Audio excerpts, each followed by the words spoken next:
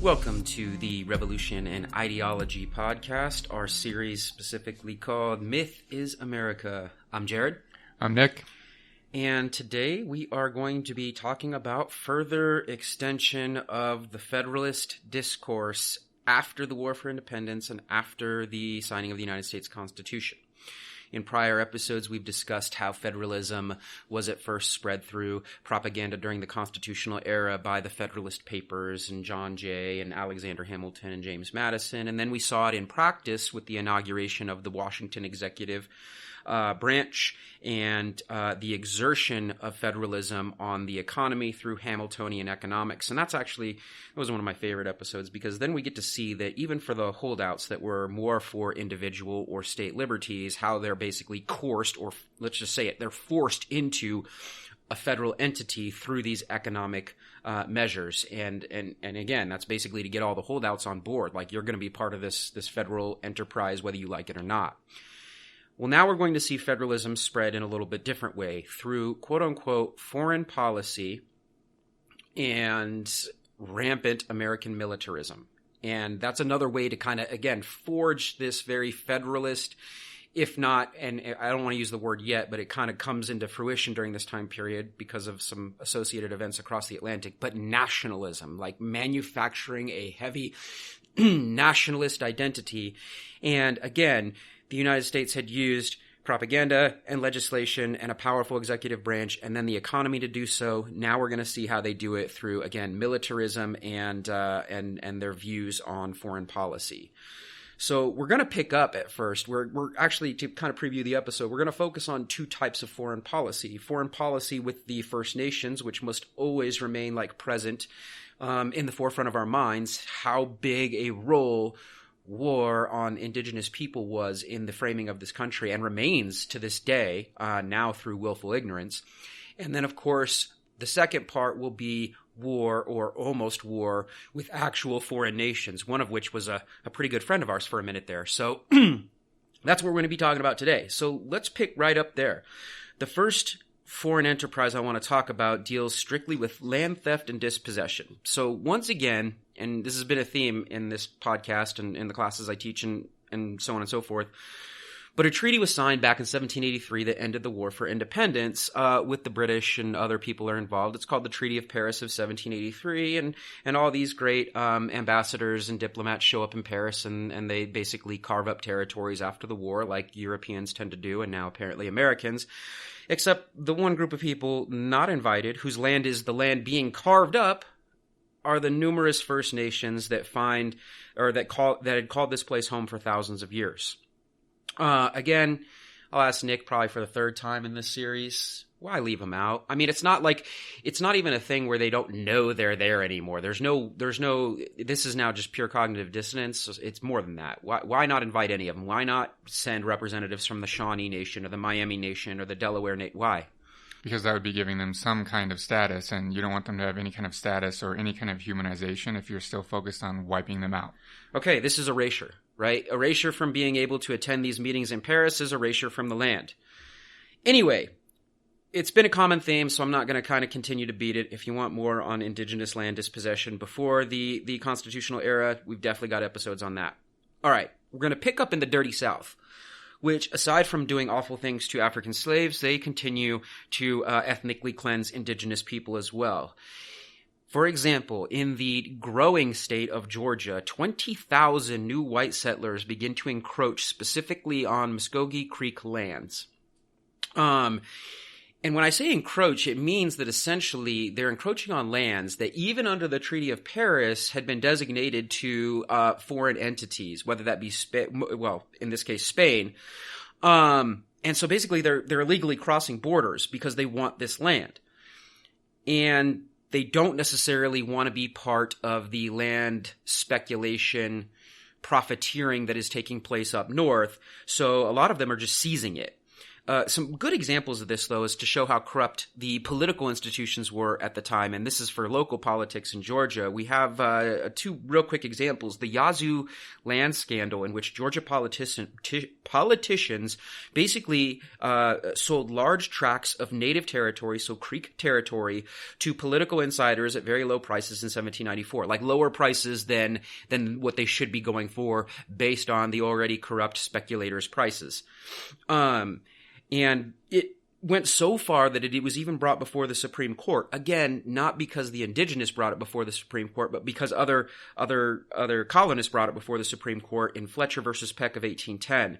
And it pit the state of Georgia against the United States itself. In other words, the United States wanted to actually have a say-so in how this land was being distributed, and they actually went to court with the state of Georgia to try and decide how this was going to work out. But eventually, time and investment by whites pressured the Fed to allow Georgia to continue to allow these land cessions and settlements to take place.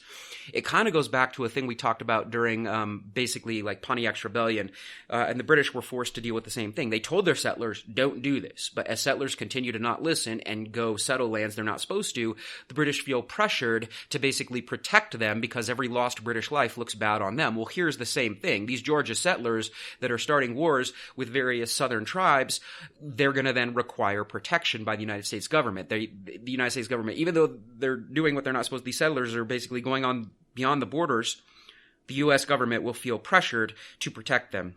Another example of this is the Pine Barrens. Well, I just want to mention, I think we have to point out just the absurdity of the fact that in the court system, the United States government and the government of the state of Georgia are battling over this land, and we can't skip over the fact that it's not even either of their land. Right. Ridiculous. Well, yeah, that's the biggest issue, is they're battling, just like at the Treaty of Paris, they're battling over who gets to steal land. Essentially, that's what the United States Supreme Court is deciding. Do we get to steal this land federally, or do we get to steal this land as a state? Right. It's gross. All right. The Pine Barrens speculation took place between 1789 and 1796, in which the governors, a series of governors, actually 3 of them, of Georgia, in office, continued to gift land grants to individual wealthy investors and settlers. And the reason this is important is they're not even selling them, so there's not really revenue being created. This is basically 3 separate governors of Georgia giving land, that is Creek land, to their friends, their family. It's basically nepotism. They're giving this away land. They gave away so much land between 1789 and 1796 that the land they gave away was 3 times larger than the original state of Georgia was. That's how much land they were giving away in a mere 7 years.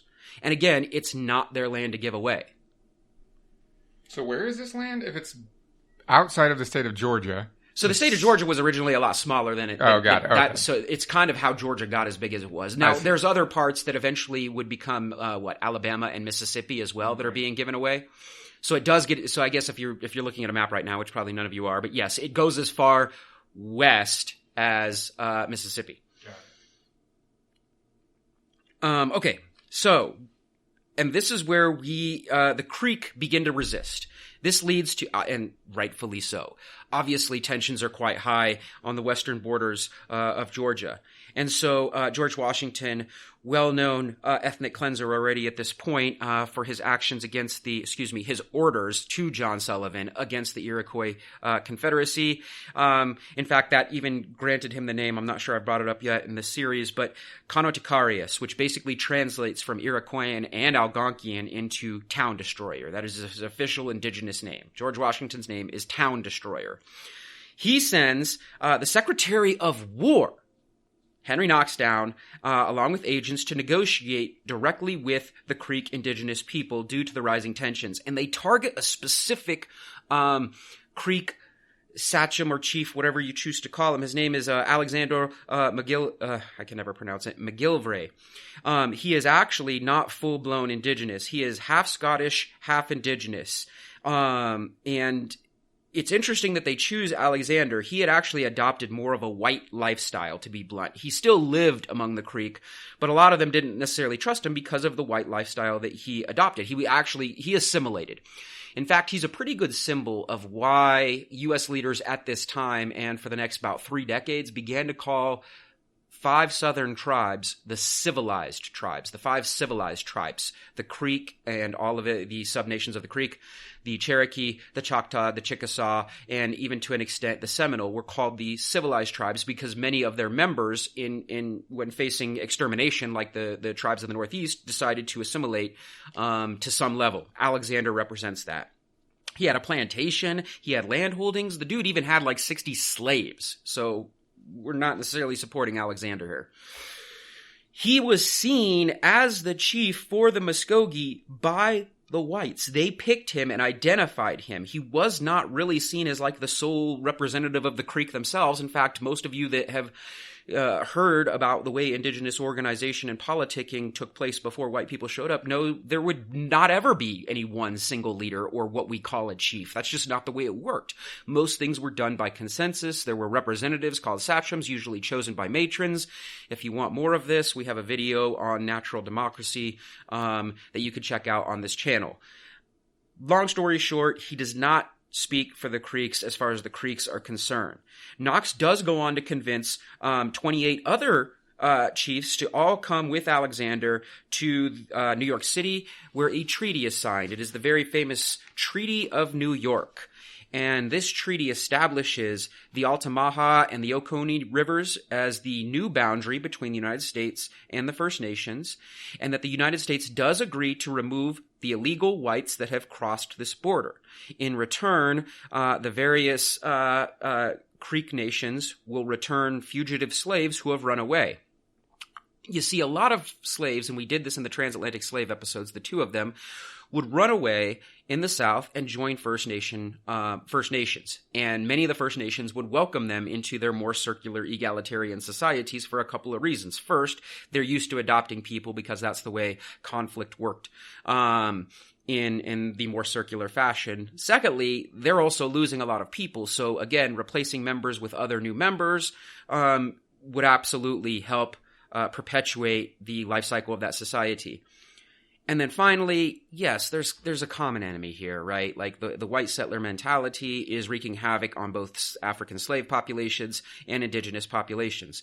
So some nations like the Cherokee were a little bit more conservative and actually kept slaves themselves, and 1 or 2 Creek, as we just talked about, like Alexander did.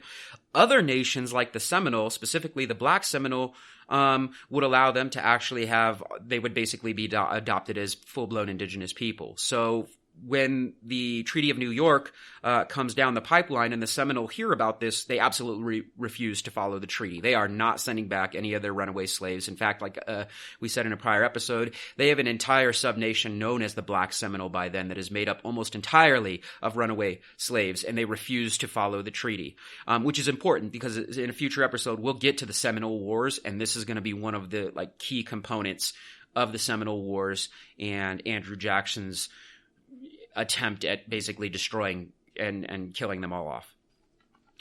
There's also a secret provision in the treaties that not all of the First Nations are aware of. Alexander himself would actually be, during these treaties, commissioned as a brigadier general of the United States with a salary of $1,200 every year, and he would get a special permission to continue his import-export business from Spanish Florida, which at the time Florida was still Spanish, so he still got to make a living that way. I don't know. I mean, what do you call Alexander here? It's a sellout. I don't... Straight up. It's ridiculous. The Creeks, once they hear about the entirety of this treaty, argue that the treaty is completely invalid. This is not how they do business. Not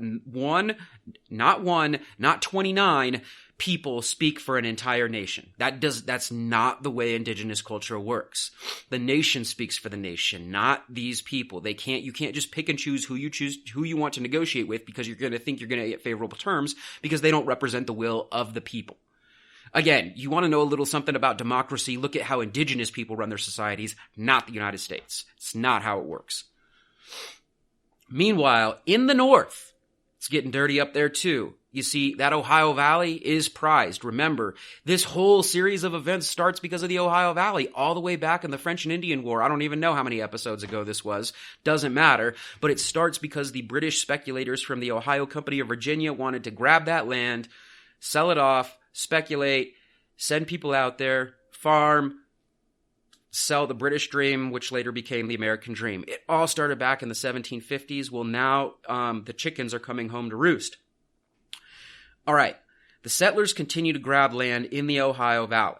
But there are conflicts in the Ohio Valley because after the War for Independence, there are some remaining British outposts there. The British still have territory in Canada, and they also have some, it's still debatable, how far south they go into the Ohio Valley. So there's still remaining British outposts there, and most importantly, there are still the First Nations that refuse to leave.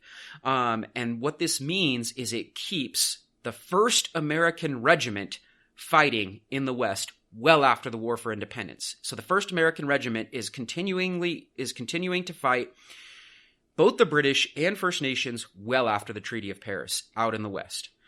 They're led by a general named Harmer, and he's out there building a series of forts, and even in some cases leading the signing of various treaties, all of which in the Ohio Valley are forced under threat of war and ethnic cleansing. And I must stress that, like, again, you're getting people to sign treaties basically at gunpoint. Like, you either sign this treaty or we will wipe you from the face of the earth. Those are Harmar's terms. What do you think of that? I mean, clearly it's not voluntary. Like, the whole thing's ridiculous. A number of the First Nations that call the Ohio Valley home, like the Shawnee, the Miami, and the Potawatomi, hold fast. They refuse to sign off on these treaties, and they form a resistance. He eventually, during this time period, goes on to build the very famous Fort Washington in reverence to, of course, none other than his executive. For those that are curious about dumpy towns in the Midwest, Fort Washington would eventually become Cincinnati, and to this day still smells like wet socks. Sorry, Ohio, you're the armpit of America. Anyway, in 1789, he builds Fort Washington, and it will be his new launching spots for campaigns against the First Nation. Secretary of War Henry Knox, shows up again and orders Harmar to campaign throughout western New York and western Pennsylvania as well. The reason Knox wants those territories cleared out, so basically Harmar's going to turn now east a little bit and worry about western New York and Pennsylvania a little bit. And again, there's no fixed border yet at the time, so New York actually extends a little further than even it does today. The reason Knox orders Harmar in the 1st American Regiment to go basically wage war in these western territories is because he personally had investments there. He stood to make a fortune on those lands. I want to stop and pause. The Secretary of War, a member of the Executive Cabinet of the United States, orders war for personal financial gain. This is in 1789. The Constitution was signed that very year. The country is baby fresh. It is brand new, and already the first Secretary of War is using his power and authority to make money for himself. Thoughts? Where to even begin? I mean, it shouldn't even be surprising at this point. It's funny that back then he would just directly do this. Right now it's through this veil of defense contracting companies and all of these more complex systems, but the exact same thing still happens. I mean, we're kidding ourselves if we think that it's not. And General Harmar rolls through with 1,300 militiamen, 353 regular troops, and is officially ordered to destroy Kekianga, which eventually becomes Fort Wayne, Indiana, as he turns back west. It is the quote-unquote capital, we say quote-unquote a lot, anyway, of the Miami Nation. And I say quote-unquote in this case because, like, again, First Nations didn't necessarily have capitals as we, like, know and love them.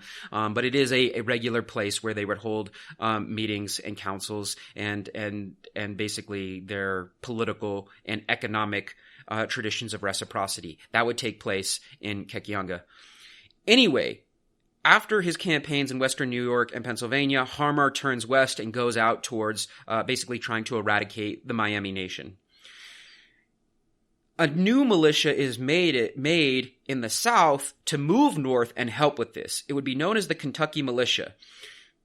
The way they're going to help, since they're kind of like a ragtag band, they're not well-trained soldiers, their only orders are basically to create a distraction by burning civilian villages along the Wabash River. So they're not going to engage in formal conflict with Miami warriors or Shawnee warriors or Potawatomi warriors.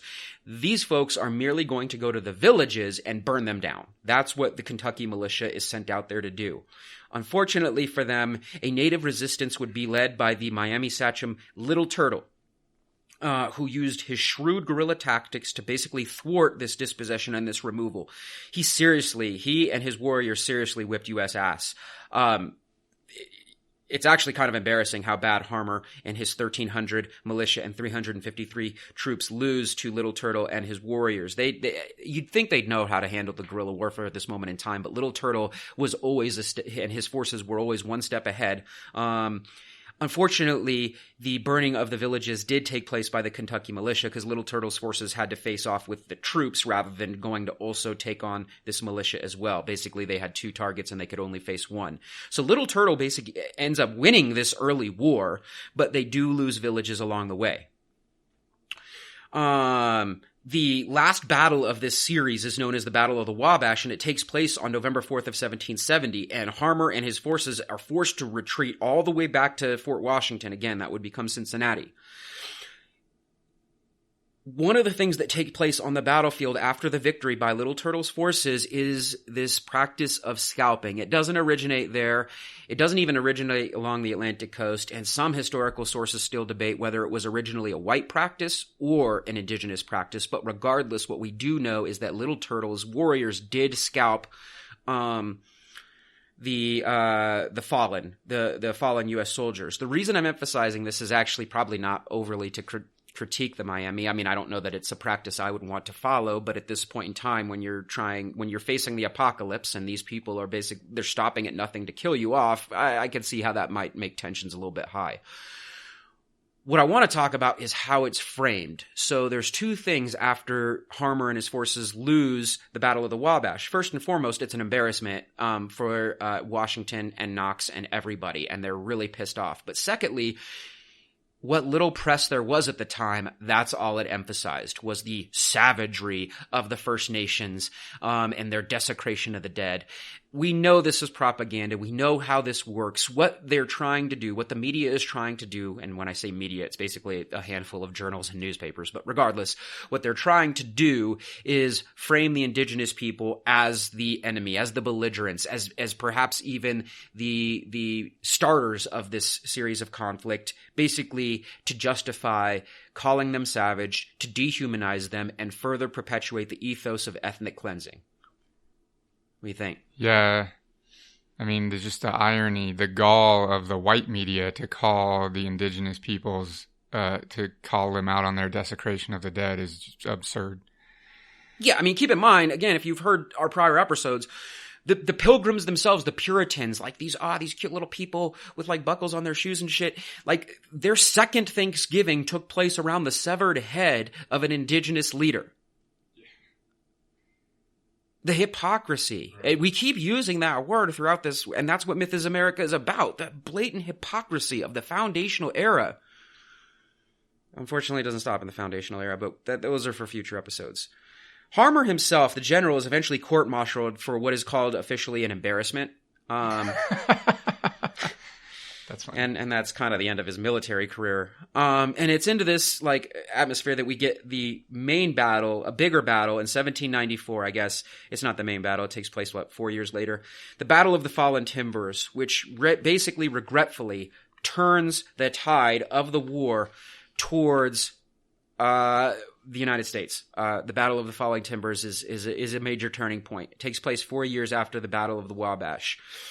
This battle is usually featured in U.S. history through the lens of Major General, and here's his nickname, Mad Anthony Wayne, and his 2,000 troops. He actually had a few Choctaw and Chickasaw scouts with him, and they're basically sent in to redeem the United States in what would officially be called the Northwest Indian War. It now has a name, the Northwest Indian War. So it's interesting to think about when you think of wars in the United States history, most people don't think of these as wars, right? We start with like the War for Independence and the War of 1812 and the Civil War and back-to-back world wars and so on and so forth. Most people skip the Mexican or the Spanish American wars. Anyway, when you actually include indigenous wars the United States waged on the First Nations, the original inhabitants of this country, the United States has been at war for almost 100% of its entire existence. I also think that clearly it's not an accident that that war is glossed over in the historical narrative, because I hear this all of the time. It's like embarrassing how much I hear this statement of like, well, why didn't the indigenous fight back? They fucking did. And no one knows that, because this period and these specific actions are never taught in any of our history courses. Yeah, I'm at this point in my life, and this might be controversial, where I'm just basically done hearing like the white colonial mentality on this entire era regarding it. I mean, the opinion's completely invalid. Mm-hmm. I just flat out say this at this point. You are too ignorant to have an acceptable opinion on the second someone says that, then I know. On white Native American relations. You don't get to have an opinion. Yeah. So, like, you don't get to have an opinion. Gulag. Yeah, the United States did that. They did. They used, we didn't call them gulags because we weren't speaking Russian, but yes, we did. We had labor camps, and we'll get to those a little bit later. Okay. I want to go back, though, to one little piece there. One common thread in some of these victories that we've talked about so far in this series is, whether they were British victories or now American victories, is that there was always a couple of indigenous allies that they were able to talk into helping. So King Philip's War, the only reason the British win that is because the Mohawk turned on Philip's forces. Or the Mingo were helping at the onset of the French and Indian War. Well, here's another example. The Choctaw and Chickasaw, again, from those 5 quote-unquote civilized tribes of the South, these representatives or these scouts were sent to help scout out basically Little Turtle's forces. Again, whether we're talking about Alexander or we're talking about these scouts, like, I mean, what do you think of that? Why? It's just scouting. So this is interesting because it comes up all of the time, and I think it's often used as an excuse, because people say, like, well, they clearly must not have been that bad because some of the indigenous were willing to help them out. But, like, that's not how it works. This is a super common dynamic that exists in almost every struggle like this, where there will be portions of the quote-unquote victims on the side of the battle that will join forces with the oppressors. That's just going to happen because the oppressors usually are shrewd and use various tactics to make sure that this happens. And so, like Jared said earlier, if you're facing complete destruction or assimilation, oftentimes some people will choose assimilation. That's just the way that it is. Like the Vichy French during like the Nazi occupation, yep. Or even the Loyalists during the American War for Independence. I mean, it's just, Okay, anyway, the British end up throwing their hat in somewhat with the indigenous nations. So they actually get a colonial ally, and they're willing to try and help back the Miami and the Shawnee because the British have a vested interest in maintaining some sort of influence in the West, coming down south from Canada. Another indigenous, again, like kind of war party leader. I hate using the word leader because, again, it insinuates that they have the same kind of like political structure as we do, but not necessarily the case. But Blue Jacket eventually he gains consent of the people to be kind of the one that is organizing the resistance. Little Turtle's still involved, and this is the way how indigenous societies work. It's the amount of consent that you get from the people through their willingness to participate that usually gives you prominence in your society. So there's no like electoral process or anything like that. And slowly but surely, in those 4 years between the Battle of the Wabash and the Battle of Fallen Timbers, Blue Jacket had gained a little bit more influence than Little Turtle. Little Turtle's still there, and they're more or less working together, but Blue Jacket will gain the consent of the people in guiding them in this conflict against the Americans. So what we have as far as like indigenous quote-unquote leadership is Blue Jacket, Little Turtle, Turkey Foot, Roundhead, and Bakangahela. Their forces are made up of, and this is the now new Confederacy of Resistance, the Shawnee Nation, the Delawares Nation, the Miamis Nation, the Wyandots Nation, the Ojibwas Nation, the Ottawas Nation, the Potawatomis Nation, and now even the Mingos Nation. All of these nations represent the resistance to the American advance in the Ohio Valley. Mad Anthony Wayne and his American forces actually do get the leg up by kind of, this term had not been created yet, but kind of a blitzkrieg strategy where it's kind of like a fast-moving, like no-holds-barred press against the indigenous resistance lines. And it forces a momentary retreat. Again, it's only a momentary retreat by all of these First Nations, and they're basically looking to get back to Fort Miami to reconvene, re-strategize, get some reinforcements, and relaunch an attack on Anthony Wayne's forces. Unfortunately, there is a British major in charge of Fort Miami. His name is William Campbell. And he takes a hard line on this and says he refuses to help in any way, and even refuses some of them entry back into the fort. So the British, like I said, at least on paper, are willing to help the First Nations, but when it comes to actually putting it to practice, they refuse to aid them. And the indigenous people, under the agreements they thought they had made with the British, were counting on that, especially in this retreat area. And when the resistance doesn't come, whether that resistance is in British troops or weapons or anything, the Confederacy begins to collapse. And it all is because of this like major like first push by Wayne. That push isn't supposed to end the battle. It's merely a part of the battle, but because everything kind of collapses due to the British basically selling them out, the Battle of Fallen Timbers is kind of it's I don't want to say it's a massacre because it doesn't have as many deaths as even prior battles, but it's I don't know what you would call this. I mean, it's a battle that leads to basically the end of these battles for the Ohio River because the indigenous people felt there was almost like this feeling of defeat after their ally that they think they can really count on basically, throws them out. It's like a moral defeat. It is. It's a moral defeat, and the resistance begins to collapse.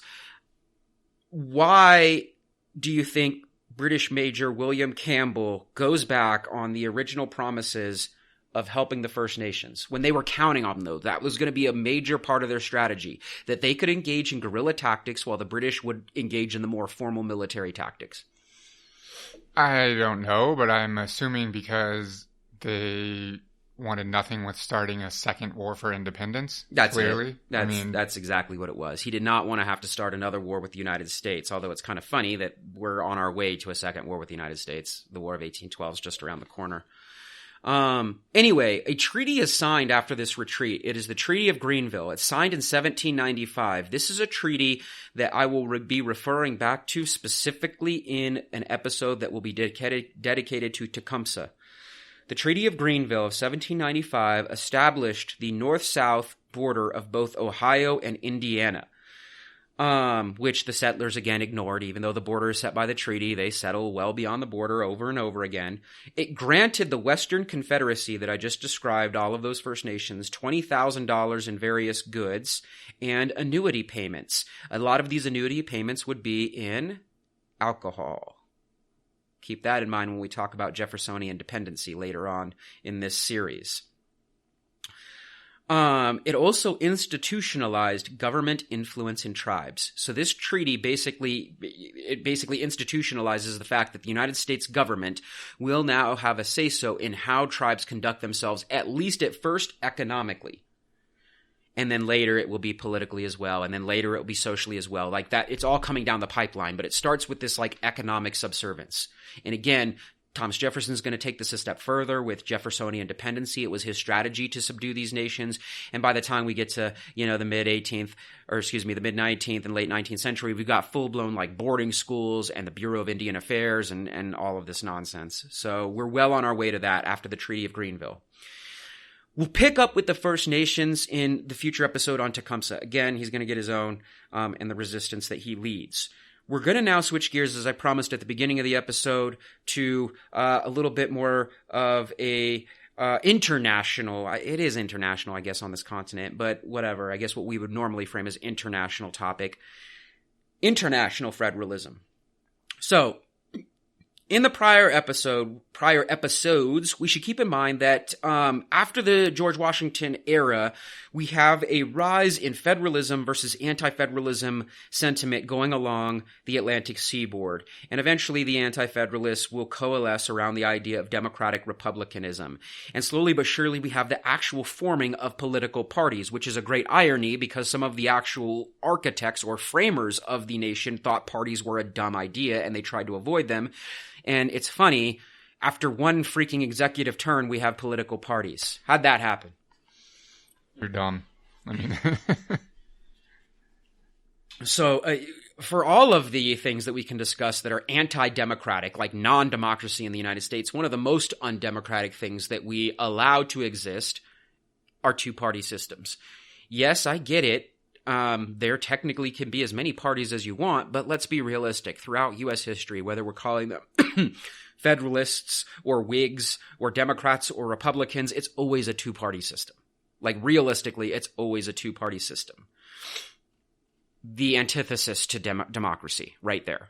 You're basically choosing between, as South Park put it, a giant douche and a turd sandwich in every election. Gross.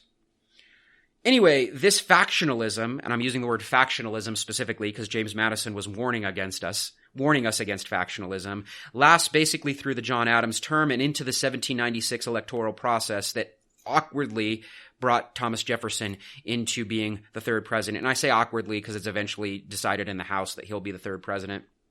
Anyway, in terms of context, though, this is all taking place. We're basically in this time period between the Adams and Jeffersonian presidencies. It's also during this time that there is a major upheaval of ideologies, institutions, etc. taking place in France. That deserves an entire series of episodes. We do teach the French Revolution quite often. It's one of our favorite topics to discuss, not necessarily just to celebrate it, but to denigrate some of its dumb ideas, like nationalism. But that will get its own series of, we'll do podcasts on that. So I am not going to try and describe the entire French Revolution right now in Myth is America. But I do want to stress that the French Revolution is partially because of what happened on these continents. First, the French and Indian War, which the French lost, and then the War for Independence, which the French technically won. They won for the Americans, but the Americans could not pay them back quickly. So long story short, just like the British before the War for Independence, France is in debt. And the series of Louis, first the 15th, then the 16th, are trying to figure out a way to make back this debt. And in Louis's case, a lot of the debt is owed to his own nobility, and he basically sells out the third estate, sells them down the pipeline, which they had been sold out for a long period of time, and the revolutionary process begins. That's oversimplified because, again, the French Revolution deserves its own entire series of episodes, and I'm not going to do it here. What I want to stress, though, is the revolutionary process in France that is led at first by even people that had served here, like the Marquis de Lafayette and even Thomas Paine, really goes much more radical than the American War for Independence. That's why we call it in this podcast the French Revolution and the American War for Independence. We refuse to call the American War a revolution. It was just not radical in the upheaval of social and economic and political institutions. France is. And to give you an idea of what I'm talking about is they overthrew institutions there that were over 1,000 years old. First, absolutism. You see, unlike England, France was an absolute monarchy. It was not a constitutional monarchy. So there it is. The king, his court, his council, what they say, it went. And they overthrow that absolutism through a series of processes. At first, they allow the king to stick around in a constitutional monarchy, and most of our listeners know eventually that was no longer a thing, off with his head, and Marie as well. Anyway, they overthrow absolutism. That's a huge change.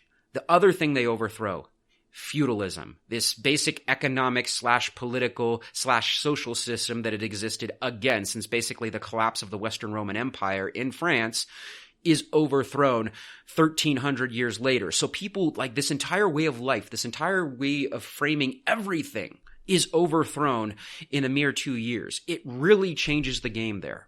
The other thing that they don't overthrow, but basically remove all of its authority, the Catholic Church. So these three big institutions, absolute monarchy, feudalism, and the Catholic Church, are either completely removed or their power is so checked that it fundamentally changes the entire life of the people of France. Filling in the void are some new interesting ideas that many of the people watching from overseas, i.e. the Americans, find kind of scary, are ideas like nationalism really begins to spread. And this idea of wars on absolutism, so wars on ideology rather than just like people and territories. Like, these are some radical ideas. Even the Declaration of Rights of Man and the Citizen, if you have an opportunity, pull that up and compare it to the American Bill of Rights, and you'll see that the rights of man and citizen, again, 1789, just like the Bill of Rights, is so much more radical. One of my favorite examples is written in there, I think in the second one, I don't have it in front of me, is the right to resist oppression. The French people write it into their foundational document that they have the right to resist oppression. And before our American leaders say, or our American leaders, our listeners say, you have the same rights, I don't.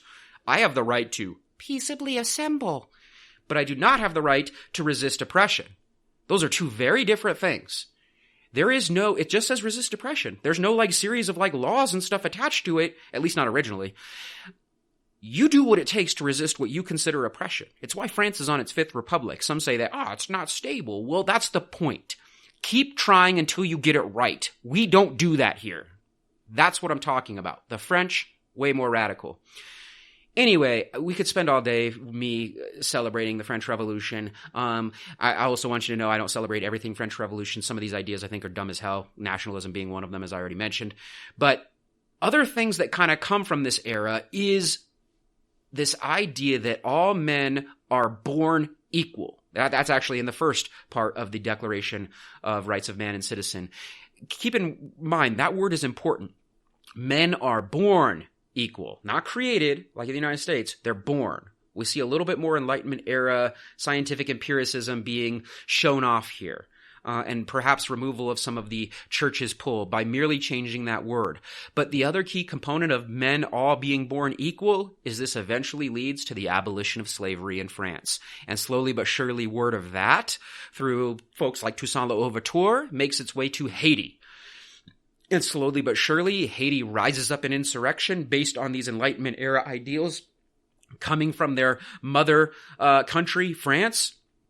And we have the first successful slave revolt that basically overthrows not just its own colonial power, but then fights off other colonial powers in the name of England and Spain, and leads to the independent country of Haiti. Again, the Haitian Revolution also deserves its own episode. I'm not going to do it right now. But what I want to stress is, coming back to the United States, you're watching this radicalism in France. You're watching slaves overthrow their masters, along with the help of free blacks and a whole bunch of other... The class system there is much more complicated than slave owners and slaves. But again, that's for another episode. But essentially what you're seeing is slaves overthrow their masters in Haiti. And that one's just like, that's a stone's throw away from your territory.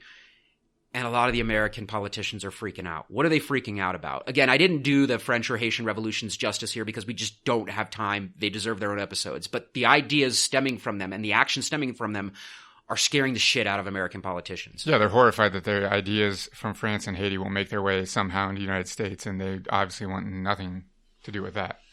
It's not just ideological. We also have an actual conflict with France brewing as well. So I want to talk about that. In 1794, the United States, in its federalist aims to become economically viable, this is guided by Alexander Hamilton again, who already has his own episode for us, signs the Jay Treaty with the British. And this trade, it's basically a treaty with the British to basically facilitate trade and a growing economy.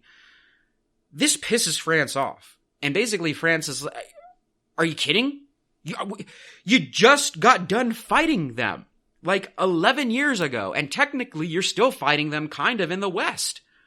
You just signed a treaty with them? You hypocrites. The French cannot understand this. We helped you. We nearly bankrupt ourselves helping you win this war. And you sign a treaty with our enemy because at this point, England and France are beefing again. Are they ever not beefing? Well, yeah. Well, now-ish. But yes, during this time period, they're beefing off and on all the time. Basically, what this treaty also forces the United States to do is remain neutral in all British and French conflicts. And the French are pissed. Why would the French be so pissed that the Americans will now remain neutral in all French and British conflicts? Well, because they just helped them win the War for Independence, so you would think if you're French that you had just gained an ally, and now not so. The cowardly, selfish, entitled American leadership just took all of that French help. They wouldn't even be independent without France. And then they have the audacity to turn around and sell France right down the river. We will not help you defeat the British like you helped us defeat the British. This is one of the most overlooked parts of U.S. history. These politicians, this leadership, I'm not even talking about the American people here. This American leadership, however, are the worst. The laundry list of awful, awful hypocrisies. It's almost never ending. We could talk about indigenous people. We could talk about slavery. We could talk about socioeconomic stratification. We're even seeing it in fucking foreign policy here. They would not have any power or leadership if it were not for the French Navy bailing them out of a war they were getting their asses handed to them in. And they have the audacity to turn around and sell the French right down the river. We will not help you against the British. What do you think of that?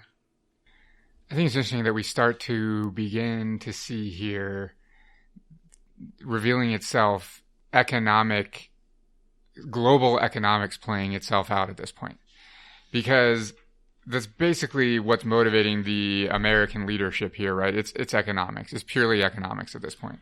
And it is. It's Hamiltonian economics. You want the clincher? Everyone want the clincher? Listeners, you want the clincher?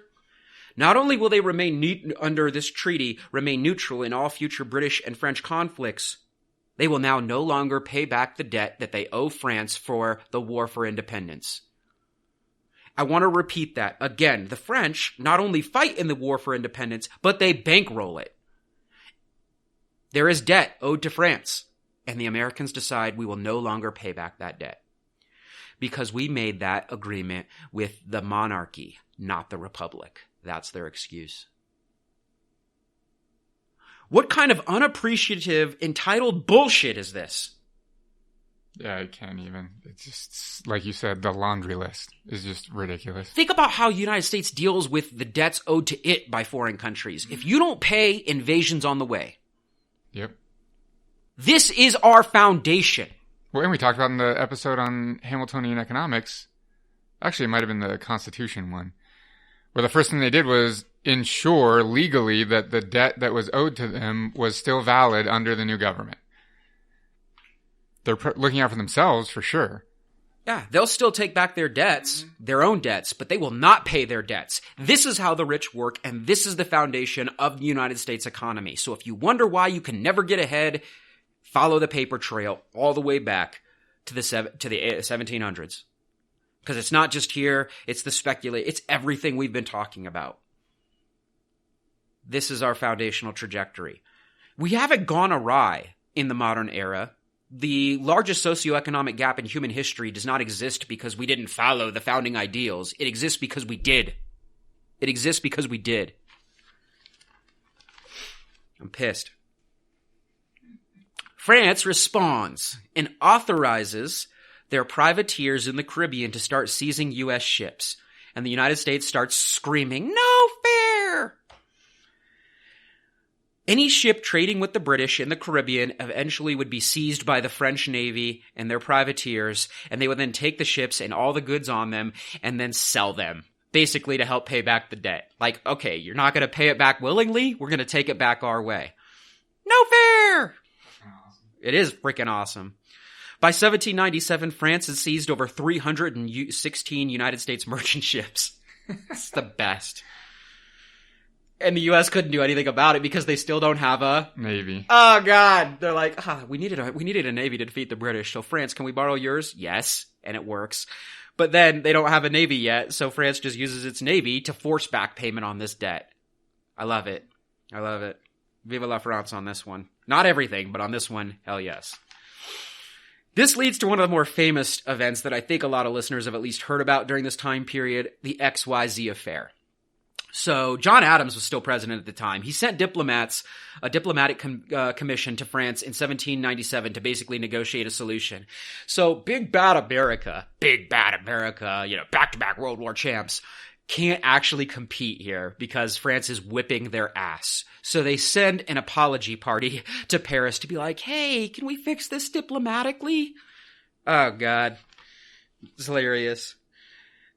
These representatives, led by Pinckney, who also has some executive campaigns going on, Marshall and Jerry, they're approached by agents of the French Foreign Minister Talleyrand. And basically, these agents are demanding bribes and loans before they will even negotiate with the Americans. It's a little underhanded, yes, but that's, I guess, what's going to happen. They wanted bribes. They won't even negotiate unless you give them some money.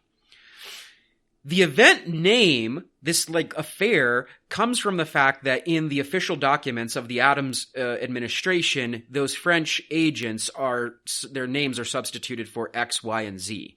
So those French agents, X, Y, and Z, are the ones that approach Pinckney, Marshall, and Jerry and the rest of their commission to basically be like, look, we would like an end to these hostilities as well, but to even negotiate, I don't have a French accent, but to even negotiate, we're going to need some dough. Anyway, Pinckney and friends decide, hey, we're not going to do that. But eventually, Jerry, one of the U.S. Commissioners, does stick around and eventually is slowly but surely able to work out an agreement to slow down the growing French and American conflict. Once the initial failure of the first commission, however, went public in the United States, American politicians began to lose their collective minds. How dare France do this type of underhanded politicking, which was actually pretty common in all European politicking.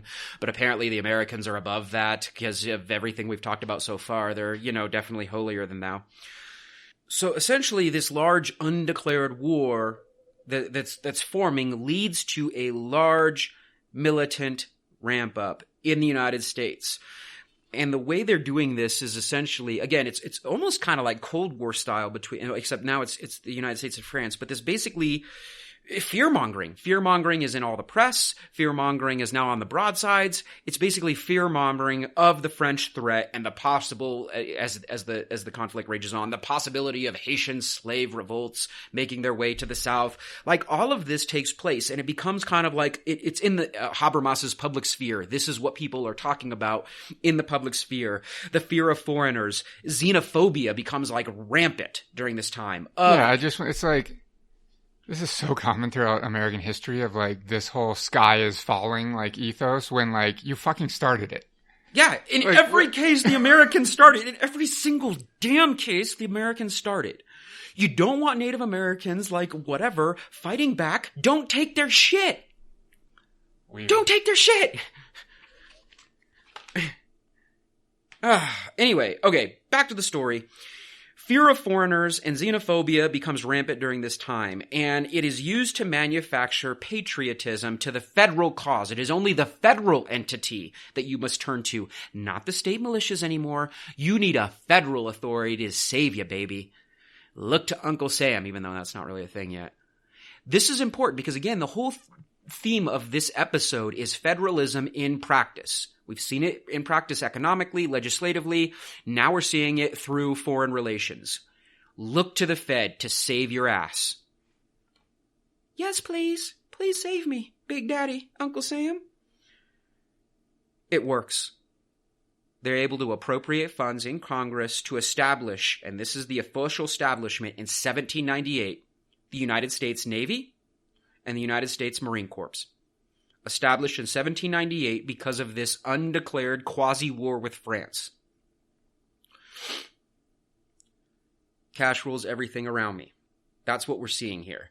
That we will now appropriate our tax funds to fund essentially this military, which they already had the standing army. Now they have the Navy and the Marine Corps. Not to protect American citizens, I must stress. They were specifically in Congress formed to protect the trade routes in the Caribbean. Well, I mean, and if we go back, like, they're essentially willing to spend the funds to put together a military so that they don't have to pay back the debt to France. That's if we go back to the beginning of this whole affair. They could just pay back the debt and then not have to worry about it. And I'm sorry for those that served, but the Navy and the Marine Corps are formed so the United States does not have to pay back its rightful debts to France.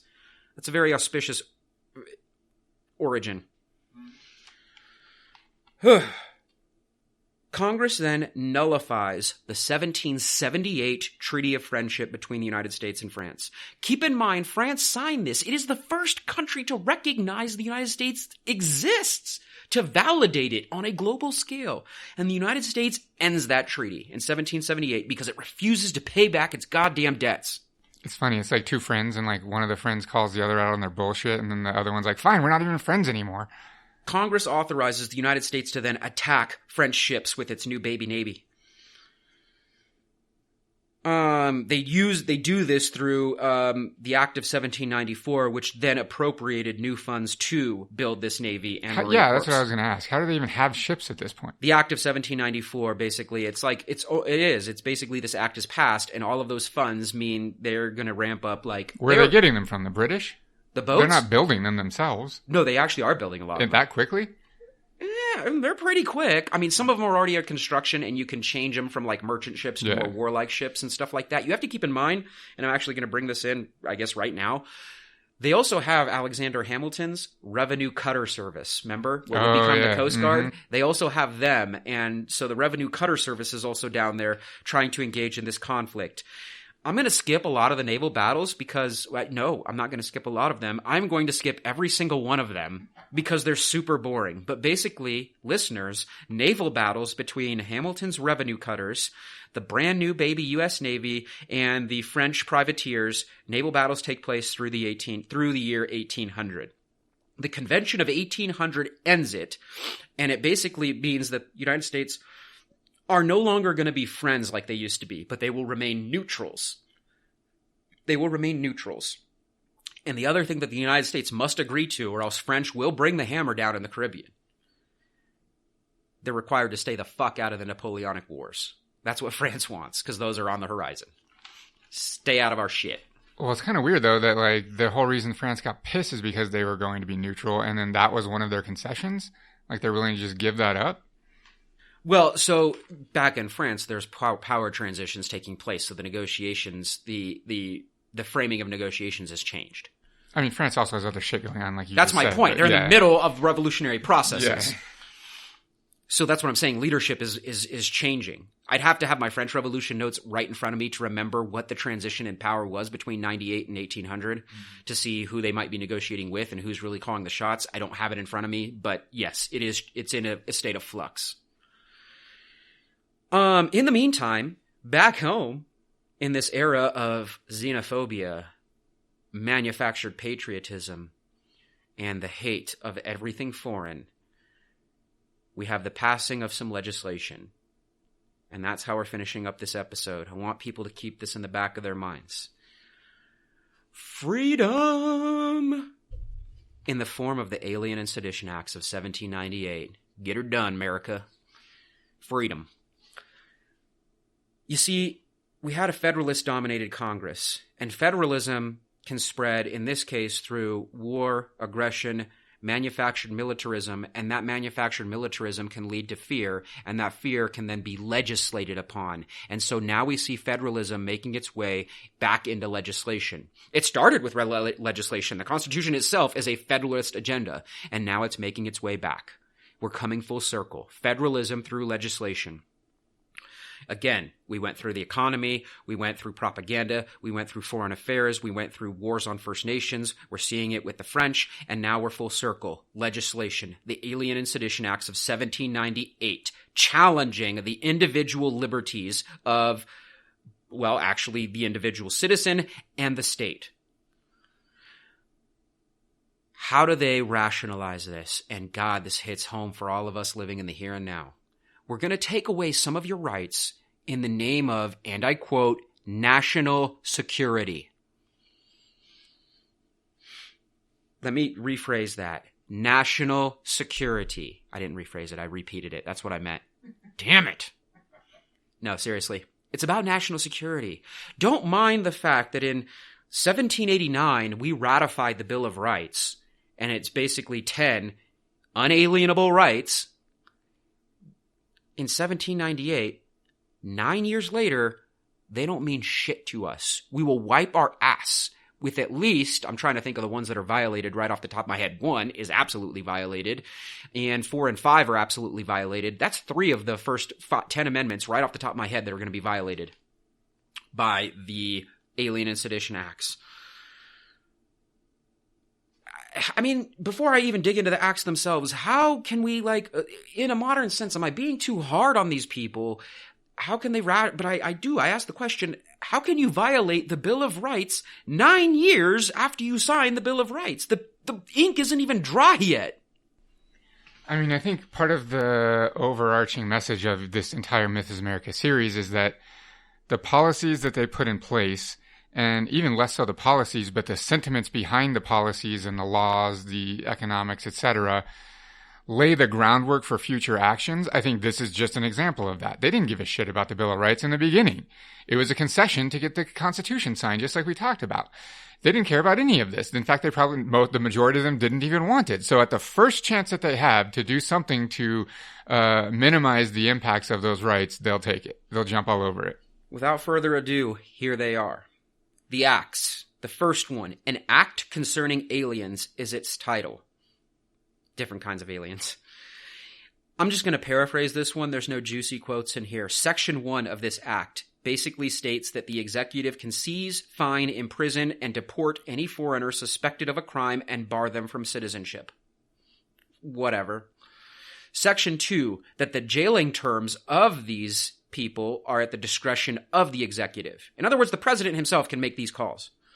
Section 3, all ships coming to the United States ports must now report to customs and report any foreigners on board or be fined $300.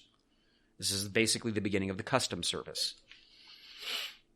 Section 4.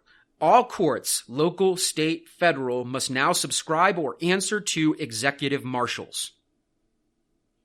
That is an overextension. Wow. Of power. Section 5. Aliens or foreigners can take their shit with them if they get deported. Well, that's nice. There's a little concession. And Section 6 is that this act will be executed over the course of 2 years. Not the juiciest one, but we can see some overstepping there by the executive branch, especially over how individual courts are going to handle this. I mean, and God, this is so current right now. You know what I mean? And it is. And we have to keep in mind, though, also, every one of these asswipes was a foreigner at one point in time. Exactly. I mean, I just want to stress that. With all of the issues surrounding immigration and so on right now in the United States, and people are like, how can this be a thing? Well, it started back then. All right. The next one. It's a little juicier. An act respecting alien enemies. Okay, Section 1, and now it is a quote directly from the act.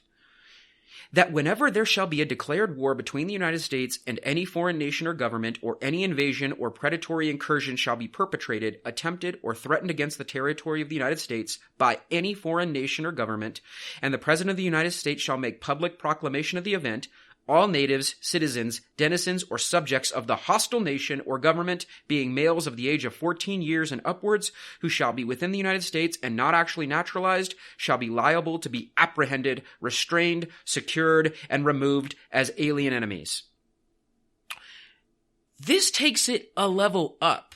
This isn't now just any foreigner, if you're accused of doing something bad, can be deported. If you're merely from a place we decide is bad, and you're a dude over the age of 14, donezo. You're out of here or you're in prison. I mean, this again is just foreshadowing. This is how we end up with Japanese internment camps. And this is, ICE facilities all over the country. This is ridiculous. It starts way back then. By a country of immigrants. Yep. God, and the funny thing is, nowadays in 2019, we, lose the fact that this country was founded by immigrants. It's because it's so far, back then. It was, a couple of decades ago for these people. Yeah, it shows the selfish nature of these individuals. We're not sharing our shit. We stole this shit rightfully, and we're not sharing it. Section 2.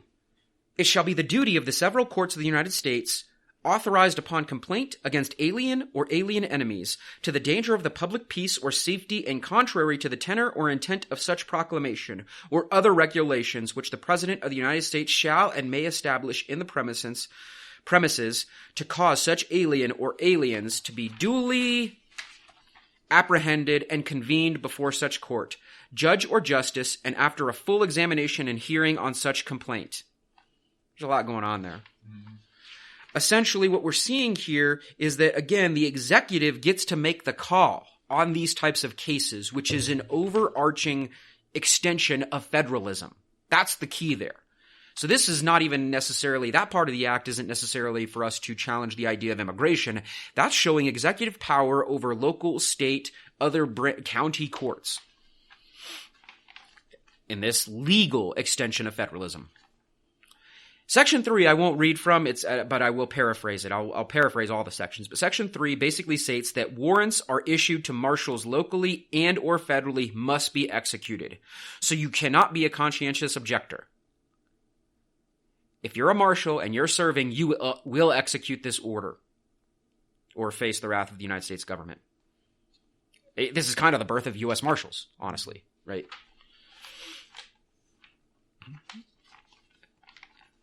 This is my favorite one for those of you that like freedom.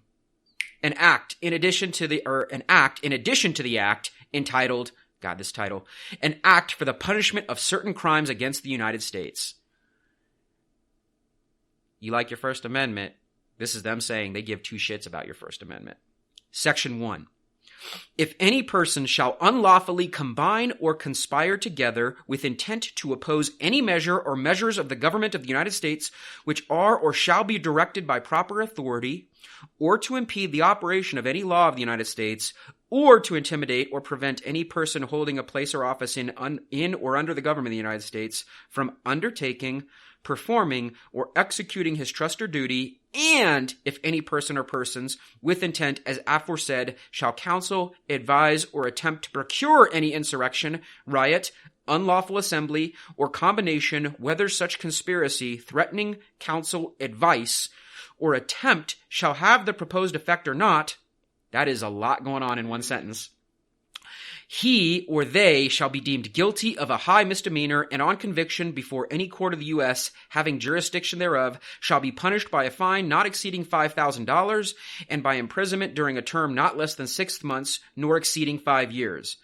And further, at the discretion of the court, may be holden to find sureties for his good behavior in such sum and for such time as the said court may direct. I know that's complicated writing. They write laws that way, obviously, intentionally, because A, it's kind of how people wrote and spoke at the time, but we still actually write laws this way to make them actually ultra confusing so that us, the commoners, can't really dissect them. But long story short, anybody that challenges anything United States at this point from a federal level shall be subject to this fine and prison. So remember, when I just said, 20 minutes ago at this point, the French during this time have the right to resist oppression in any way they deem fit. And here, 9 years after the United States 9 years after the United States creates its Bill of Rights and its Constitution, that's being taken away. You don't even have the right to peaceably assemble now unless it is deemed lawful, which means now to even peacefully assemble, you have to go get permits and stuff. John Adams, Federalist Congress, all of them. Section 2.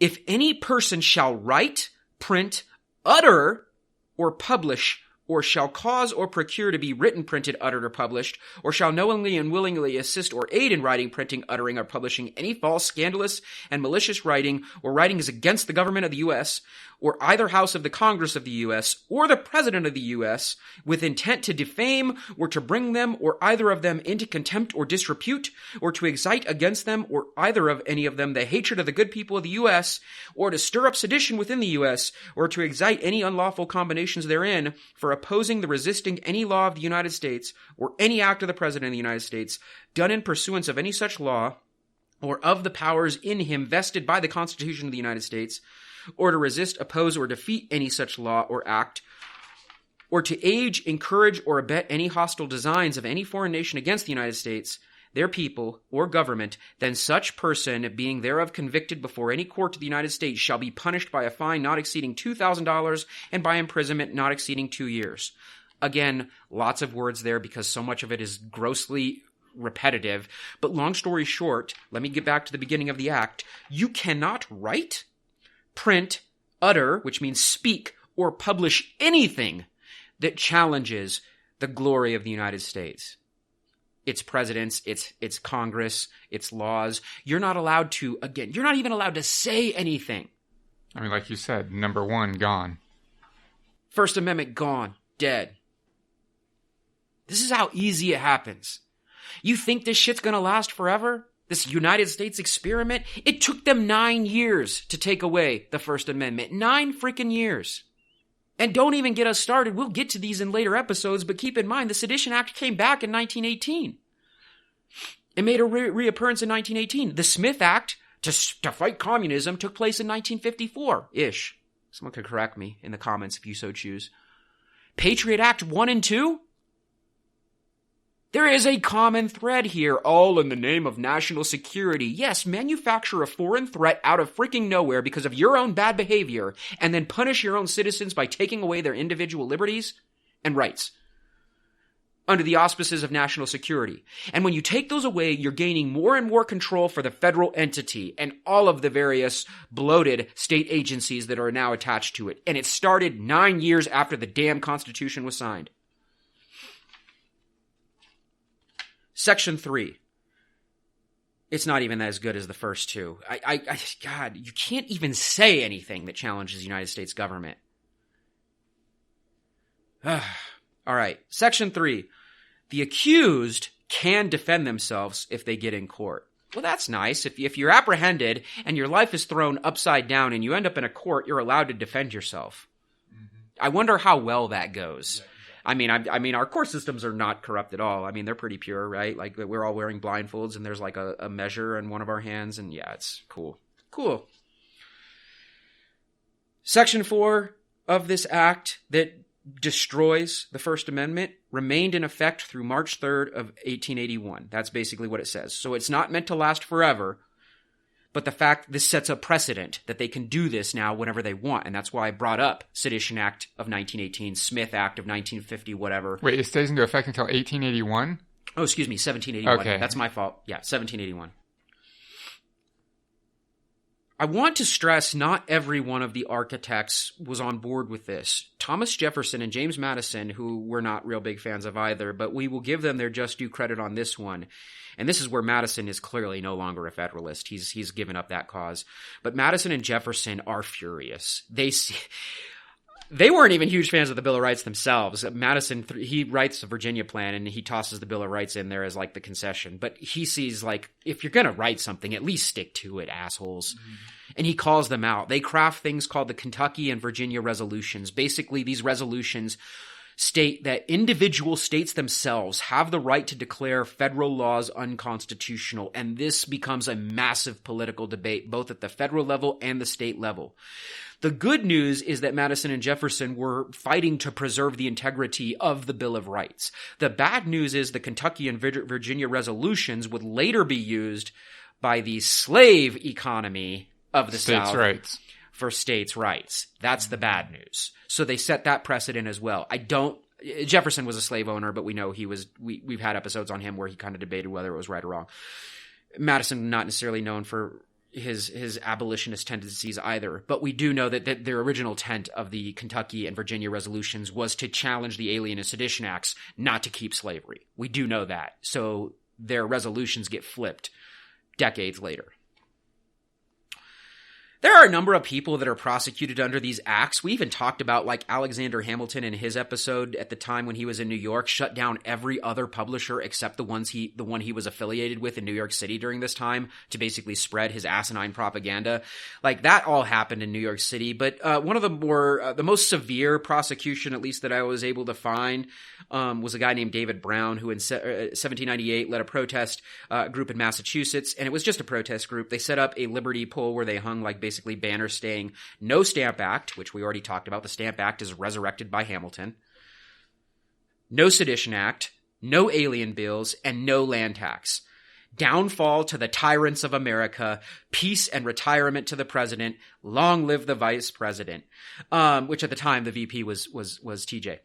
Anyway, after not being able to afford his own bail, he's prosecuted for this. He's asked at a later trial to basically sell out the rest of his protest friends. He didn't, so he ends up being fined about $480 and spends 18 months in prison, which back then was actually kind of a long time. Other examples can be found on sources that I looked at, ranging from like our own archives.gov to even like Wikipedia, where they're like calling like George Washington an arse and things like that people were essentially prosecuted on. But I'll let our listeners, because this episode's getting a little long in the tooth, I'll let our listeners go research people that were eventually prosecuted under the Alien and Sedition Acts. And like I said, some of them are even kind of funny what they said against the government, and the fact that they're fined hundreds of dollars and spend like months in prison for making jokes in some cases. But I want Nick to kind of close us out here after we went through like federalism in practice, foreign relations, militarism, war, and then a return to legislation.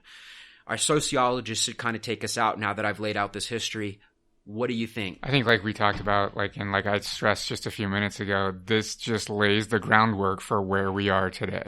Like you said, we haven't gone awry. We haven't abandoned our values. Like, this is it. This is what the foundation was laid in the beginnings of this country, and it still exists. Like, have there been slight reforms, women's suffrage, civil rights, etc. along the way? Absolutely. But we're still seeing the inequalities and the oppression and the xenophobia that we could go on forever from the time when this country was founded. I mean, this is it. I don't even know what to add to that. I mean, I think that's it. Anything else from you? I talked a lot, so let's take it home. All right, then that'll be it. Catch us online, revolutionideology.com, on Twitter at RevAndIdeology. We also have a YouTube channel. If you're not listening to this there, you can find us on YouTube. Just search for Revolution and Ideology. If you want to support what we do, you can do so on Patreon. Though honestly, the best thing you can do to support us is to tell a friend or share us on social media and tell someone that you found this awesome podcast and that you love it, and leave us a rating on your podcast app. That's it. You can tell them you hate it too, and that's cool. Whatever. We want haters to actually listen. Just tell them. Just tell them about it. I don't care if you like it or hate it. We want the haters. They're hilarious. I'm assuming if you hate it, you didn't make it this far. But I'm Nick. I'm Jared. Later.